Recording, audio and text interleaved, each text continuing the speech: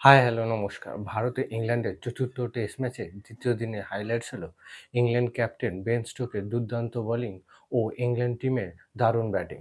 দ্বিতীয় দিনে ভারতের শুরুটা মোটেই ভালো হয়নি। শুরুতেই রবীন্দ্র জাদেজা আউট হয়ে যায়।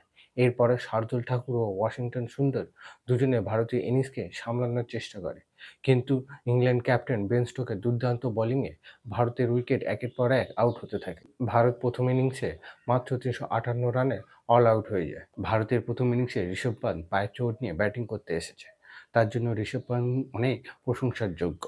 ভারতের এই ইনিংসে তিনজন ব্যাটসম্যান হাফ সেঞ্চুরি করেছে। সাই সুদর্শন ৬১, যশস্বী জয়সওয়াল ৫৮ ও ঋষভ পান্ট ৫৪ রানের ইনিংস খেলে। এই ইনিংসে ইংল্যান্ড ক্যাপ্টেন বেন স্টোকের দুর্দান্ত বোলিং।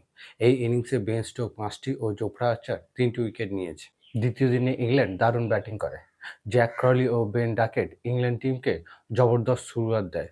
দুজনের মধ্যে ১৬৬ রানের পার্টনারশিপ হয়। জ্যাক ক্রলি ৮৪ রান ও বেন ডাকেট ৯৪ রানের ইনিংস খেলে। দ্বিতীয় দিনের শেষে ইংল্যান্ড ২ উইকেট হারিয়ে ২২৫ রান করে।